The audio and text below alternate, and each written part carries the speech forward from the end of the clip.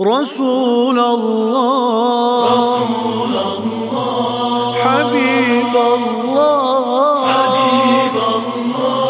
نبي الله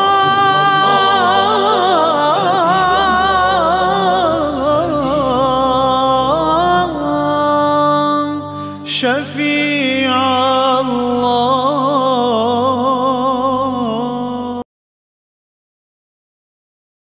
A'udzu billahi minasyaitonir rajim. Bismillahirrahmanirrahim. Allahumma shalli ala sayyidina Muhammadin wa ala ali sayyidina Muhammad. Para sahabat dan jamaah KSM, Assalamualaikum warahmatullahi wabarakatuh. Para jamaah KSM, sebelumnya kita telah memiliki dua sesi tentang kehidupan baginda Nabi besar Muhammad SAW. Dan kali ini adalah sesi yang ketiga. Kita telah sampai pada peristiwa peletakan Hajarul Aswad. Sebagaimana kita ketahui bahwa di era jahiliyah, banjir sempat menerjang sampai masuk ke dalam Ka'bah dan merusak dinding-dinding Ka'bah.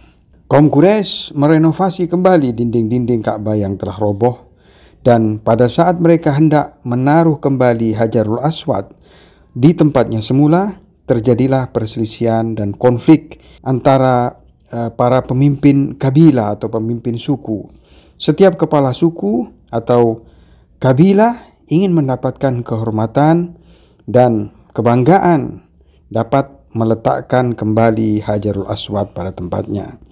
Para pemuka kabilah atau suku Quraisy tersebut bahkan sampai bersumpah dan mereka mencelupkan tangan mereka ke dalam ember berisikan penuh darah. Mereka bersumpah bahwa mereka lah yang akan menaruh Hajarul Aswad ke tempatnya semula. Bahkan mereka bersiap berperang untuk mempertahankan kehormatan tersebut.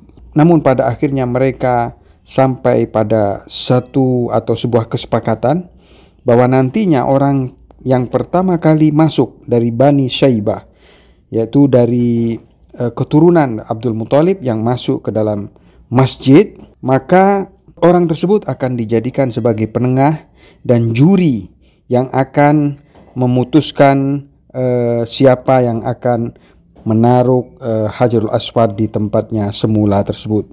Kebetulan yang masuk pertama kali adalah Nabi Muhammad SAW. Akhirnya Nabi Muhammad memerintahkan para kepala suku tersebut menyiapkan sebuah kain, suatu kain, dan Hajarul Aswad ditaruh di tengah kain tersebut. Dan setiap kepala suku yang berkonflik tersebut diperintahkan untuk memegang satu sudut kain tersebut dan mengangkatnya. Dan tatkala kain tersebut dan batu dan Hajarul Aswad sudah mendekati lokasi yang akan diletakkan di situ Hajarul Aswad, maka baginda Nabi Muhammad SAW mengangkat sendiri Hajarul Aswad tersebut dan meletakkan Hajarul Aswad di tempatnya semula. Peristiwa ini menurut sebagian sejarawan terjadi 5 tahun sebelum Nabi Muhammad diutus sebagai Nabi. Kebijaksanaan dan penengahan atau mediasi Nabi Muhammad tersebut dapat mencegah pertumpahan darah yang dapat terjadi antara kepala suku yang berisi keras untuk mendapatkan kehormatan meletakkan kembali Hajarul Aswad. Sebagaimana dituliskan dalam sejarah, Rasulullah SAW diutus pada tanggal 17 Ramadan tahun 611 Masehi. Beliau diutus sebagai Nabi dan Rasul di Gua Hiro. Di tahun-tahun menjelang Bi'tsah atau diutusnya Nabi Muhammad, setiap tahun setidaknya Rasulullah berhalwat atau menyendiri dari keramaian manusia itu 1 bulan di Gua Hiro. Beliau beribadah dan bertafakur, berzikir di Gua Hiro. Nabi Muhammad menceritakan bahwa suatu hari Jibril datang kepada beliau dan Jibril berkata, "Bacalah." Nabi Muhammad berkata, "Aku jawab, aku tidak bisa membaca." Jibril kembali berkata, "Bacalah."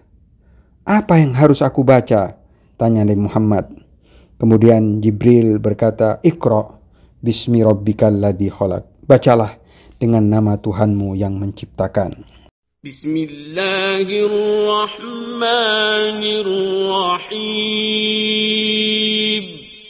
Iqra' bismi rabbikal ladzi khalaq. Khalaqal insana min 'alaq. Menurut kesepakatan sejarah, Rasulullah SAW diutus pada saat beliau berusia 40 tahun. Setelah Rasul diutus, maka Rasul mengajak beberapa orang kepada tauhid dan meninggalkan penyembahan berhala-berhala. Dari golongan wanita pertama yang beriman kepada ajaran Nabi Muhammad, yaitu ajaran tauhid, yaitu Sayyidah Khadijah, istri beliau sendiri, dan dari golongan lelaki disebutkan adalah Ali bin Abi Thalib dan juga Abu Bakar ibn Quhafah serta Zaid ibn Harisah. Mereka inilah orang-orang yang pertama, golongan pertama yang beriman kepada Nabi Muhammad SAW.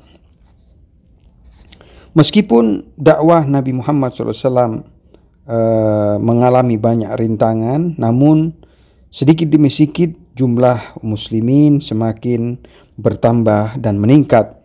Dan tak lama kemudian orang-orang yang beriman kepada Rasulullah tersebut melaksanakan sholat bersama Rasulullah SAW, tapi di tempat yang jauh dari keramaian di sekitar Mekah, supaya mereka dapat menyembunyikan keimanan tersebut.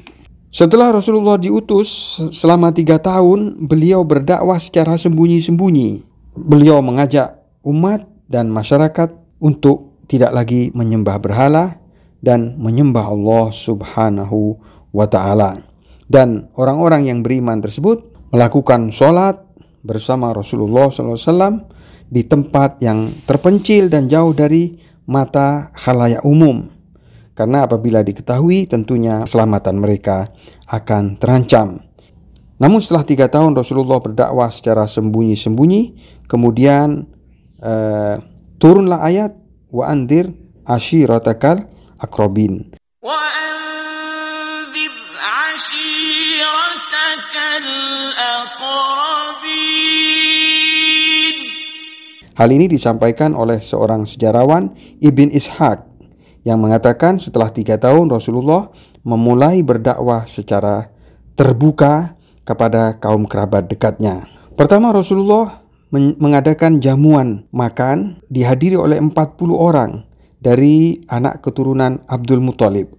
Tatkala Rasulullah hendak menyampaikan pidatonya, Abu Lahab memboikot dan mengganggu jamuan tersebut dan berteriak bahwa Muhammad adalah tukang sihir, sehingga jamuan tersebut bisa dikatakan mendapat gangguan dan tantangan daripada Abu Lahab. Namun Rasulullah kembali mengadakan jamuan dan mengundang keluarga dekat beliau, dan kali ini beliau berhasil menyampaikan dakwahnya, mengajak mereka untuk menyembah Allah Subhanahu wa ta'ala dan meninggalkan penyembahan berhala.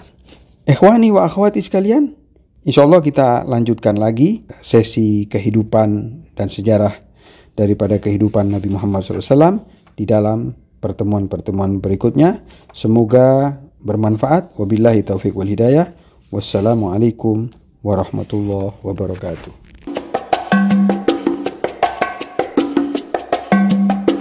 Tala'al badru alaina min thaniyatil wada' wajaba syukru alaina ma da'a